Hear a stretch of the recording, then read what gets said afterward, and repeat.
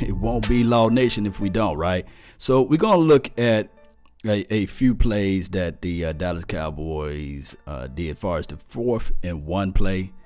I do know, and talk tracks throughout the world, basically, saying that Scott Linehan got to go. That's just the bottom line. But we're going to look at this thing, and we're going to see what needs to be done or what should have been done and things of that nature. But one way or another, Cowboy Nation, for those who out there that love the team, not just like the team, but love them, just the cold hard facts.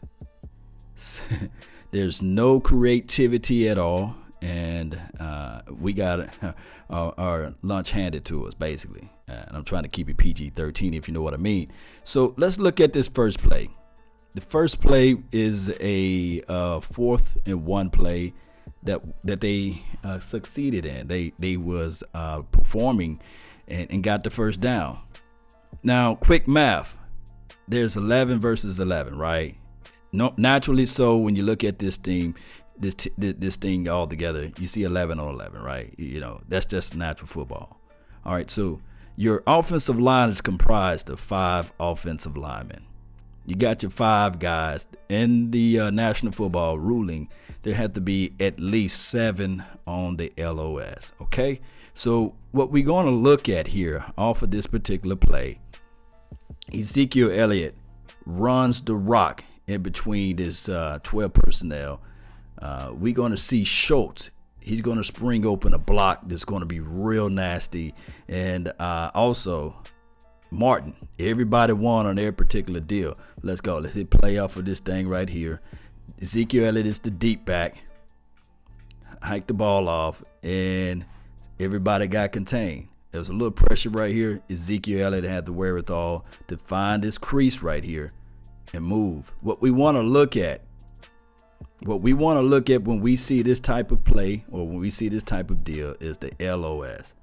This is the invisible line that goes across and around the entire world. This is where the game is won at, in the trenches, right? We want to see collectively. What we want to look for is we want to see a push. We want to see this invisible line move forward. If it moves anywhere this way, your team is winning. This is how you win in the National Football League. Push it. What happened? You see this guy's second level, this guy's second level. Oh, this number 50 getting his lunch handed to him. And he gets about 3.5 off of that. So you see 80, he did a great job of blocking on the outside. And of course, I talked to you guys about Schultz. Schultz into the inside. This guy right here. Man, they did that job on that. This is where he found the alley. That's your guy right there. Let's see. Now, this play is different from the 4th-and-1 that we didn't get, but this is where we got right here. You have the receiver on the outside, and you have this guy on the outside. So what we're looking at is an 8-man box, because 8 plus 3, it gives you 11. So it's a quick view of everything. They got the 2 linebackers inside, and we're going to hit play again. Boom. Burst. Found a soft spot. Being able to explode, okay? 4th-and-1 is the down and out distance. So let's look at it from the other view here, so you guys can get a clear picture of everything, of how everyone won. I'm going to let it play, and then we're going to go over everything. Nice run, nice cut back through the hole. Exploding from his release. Watch this. Number 70 is going to chip this guy right here. He's going to get his block. 86 is going to look for trash. And my guy, Rico Suave, going to seal off the edge. Seal off the edge. What we want, those hands into the inside.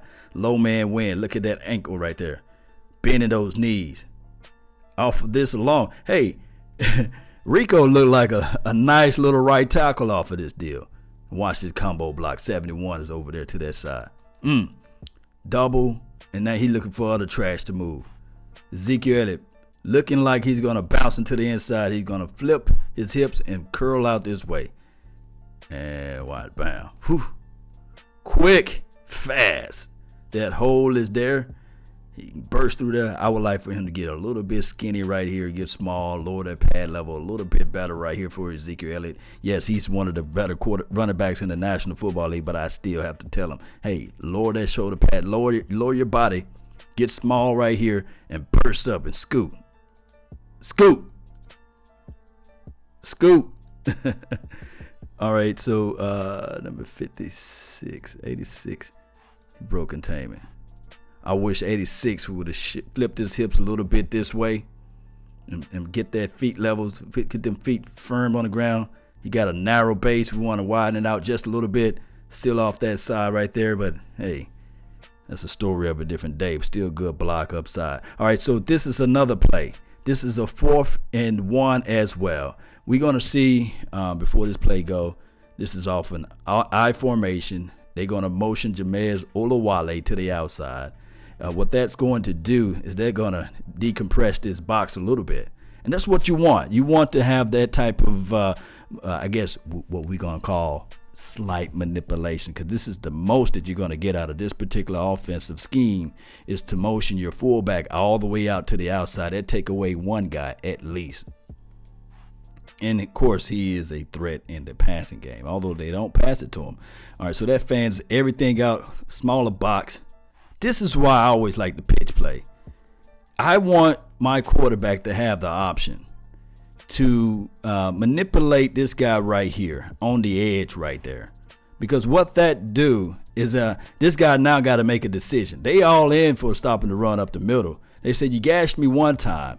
And then, of course, this is a different look because they started off in the I formation. But when they motion Jamez Olawale out to the outside, there's pretty much a first down here, first down there. If he just audible and pass it to that, but that's not the I guess the main focus of this point because they playing so far off. Still 8-man front, but you only got one guy to beat, and this guy on the edge. That's why I like this team as it relates to when they bounce off to the edge, opposed to trying to fight into this traffic here. This 4th and 1. These are plays that worked against the Rams. Toss. He made him a fool right here because he had to make a business decision. Do I sell everything on Dak Prescott or do I attack Ezekiel Elliott? I would take this look 9 times. Matter of fact, forget 9 times out of 10. I would take this 10 times out of 10.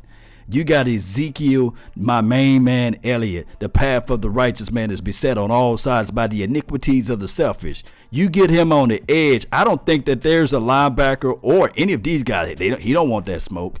He don't want that smoke against Ezekiel Elliott for 1 yard to go. Mismatch. Creating the mismatch. Give me that. Give me that all day, every day. Let's look at it from another angle, okay? Of course, we're going to see Jamez. Let me see. I chopped it up too quick right here. So this was the I formation. Jamez rolling to this left right here, all the way out to the outside. Hike the ball. Okay. Just nasty right here. Nothing but space and opportunity. Why fight with trash when you can just play out here with the party and chill, right?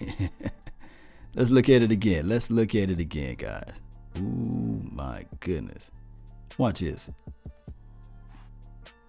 Froze him.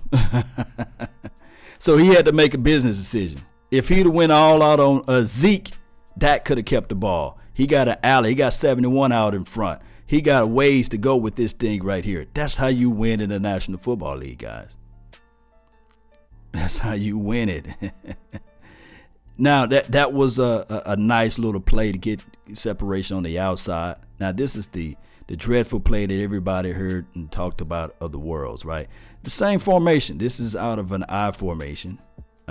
This guy right here, Rico Suave, is the fullback in this deal, but they're going to motion him on the line. And this is the craziest thing of all. They're going to give them a jumbo look or a power run look to the right, which would, in essence, this would be the strong side of the offense or the weak side of the defense on this side. But we can look at this thing right here. They're going to actually motion this guy inside. Why would you compress and condense the pocket when you can decompress the pocket? I digress. Or the box, I meant to say. Why would you compress the box or bring more people into the fight? You know what I mean? Like bringing sand to the beach. Why would you do that? Why would you do that? They move Rico, who's an underrated blocker at this point, because I like what he's been doing all this year. Move him into the inside. Look at the focus. Look at the concentration of the linebackers. And this is another thing that people fail to realize off of this play. Matter of fact, I'm gonna hush right quick. I'm just gonna let this play run out, and then I'm gonna break it down. Let's let the play run out. You gonna run to the wall. You gonna run right into the wall, and I'll show you the reason why. I'll tell you the reason why he ran into that wall there. I'm gonna show you guys the reason why. Let me rewind. Let's rewind this thing, and then we'll look at the other view from here. Let's look at it. Remember earlier, I was talking about this invisible line that stretch all the way across the world. It's even hitting my people over there in China. Shout out to China, right? It's hitting people all the way over there and in Russia and everywhere. This line goes all around the world, right? This is where you win. This is where you fight. This is the battle. What you want to see with this invisible line, this imaginary line, is that you want to see all these white jerseys right here. Whoop these people that's in blue. You know what? We want to see them, give them a whooping. We want to see this line penetrate and knock all these guys back. Now, I must remind everybody that's in here. You got Sue. You got a guy named Aaron Donald. These are some hogs. And the other guy, Bracker, number 93. Some good beasts up front. Remember, if I'm the offensive coordinator, I'm not even finna deal with this trash. I'm finna attack my edges over here. I know that this guy, he's not a great tackler out in space, nor number 21. The linebackers are so suspect at this time. They fly out to the ball and chase or what have you. But I would rather win on the outside opposed to winning the battle inside. But watch this. Look at number 73, Joe Looney. He's going to get knocked and walked back. Somebody done took his biscuit. Watch. Watch this. Just look while he's going to get knocked back. Knocked back. That LOS right there. The trenches. The trench warfare. It's over with, baby. It's over with. He's knocked back into the path, into the vision of Ezekiel Elliott. He can't bounce to the outside. Oh, I'm going to tell you somebody else who got that butt whooped too. Number 70. Oh, he got his butt whooped by number 99. We're going to look at it from this view. Yeah, I'm going to show you where he got his butt whooped at. Come get some too. All right, let's look at it. Let's look at it again. We're going to see this butt whooping. Somebody can say lost footing, but number 99 took this man lunch money and said, hey, you better go tell your mama for the rest of it because I ain't finna give it back to you. I'm nastier than you at this point. Low man who? Low man always what? Low man always win. Low man always win. Watch this. Got that right here? Shed him. Look at this right here. Number 93 getting walked back. 93 walking back 73. Oh, this little kid right here, number 52. He didn't stand a chance. Low man always win, right? Who's standing? Who got their saddle too high? Who got their saddle too high? What the definition of that anchor right there? Look at that plant foot sliding. Man, it looking like Luigi right there. Walk back, walk back, walk back. He's into the line of vision. Almost finish him. Ain't nothing you can do about that, Cowboy Nation. Nothing you can do about that. Let's look at it again. We're going to point out all of them right now. And this is idiotic. Bringing this guy inside. Let's focus the concentration. Let's condense and bringing everything to the party right here. You saw when he brought 85 inside. 50 tightened up and moved closer. 58 moved closer into the line. They didn't fan out. They didn't fan out. Shoot the gap. He trying to squeeze right here. Watch he get put down. Put down. He's down on the ground. 70 is down on the ground. 73 is pushed back into the vision of Ezekiel. I can guarantee you Ezekiel Elliott wanted to hit this seam right here. He wanted to take it right up that seam right there. I can guarantee you that that's where he wanted to go with that ball. I want to let everybody take a real good look at that. That's where he wanted to go with that ball. I guarantee you that.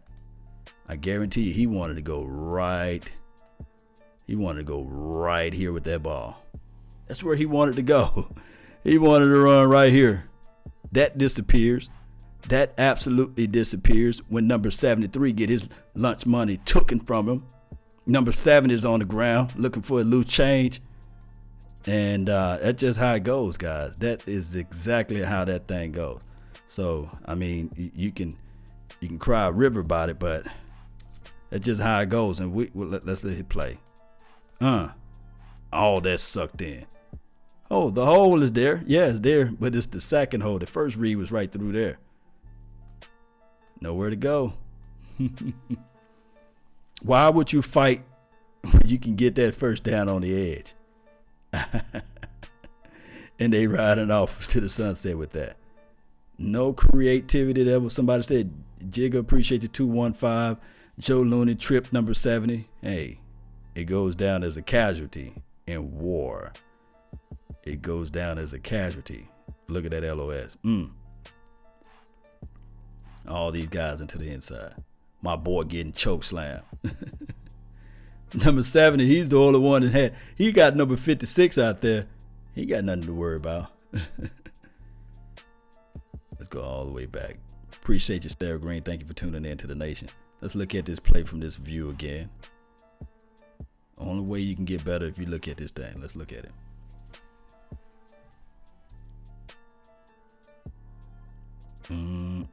Motion. Bringing some more sand to the beach. Okay.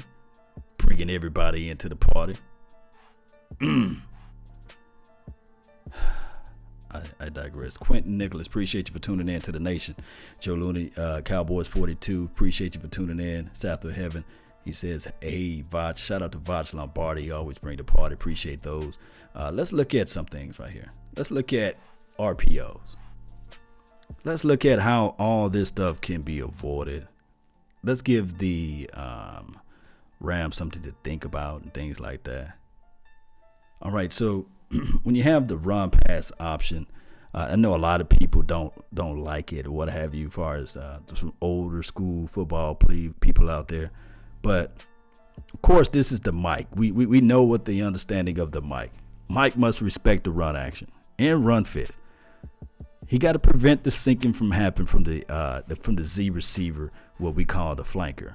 And a lot of times when you have these option routes right here, when the quarterback is able to get on the move or what have you, the Mike is the one person that's really got his eyes on the quarterback. But when you give him multiple problems, man, it makes everything a reality for this particular game, especially when you're talking about short yardages and things like that. Now, can you still run RPO out of the vertical seams? Yeah. Scheme offense, yes. And this play right here, the X, hey, the cornerback must follow, and this is the thing. The cornerback is always going to follow this X. If he's just sprinting up the field, he'll take him out of the play regardless. Guys, off of this play right here, QB first read is the defensive end. When we already know the defensive end is always the guy that's going to try to crash and chase, get around. His main objective is to stop the quarterback from passing the ball.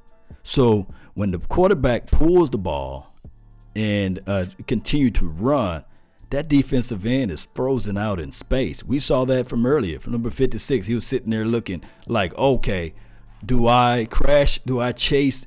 Do I do everything to stop Dak Prescott, or do I follow? Do I go and pursue the running back?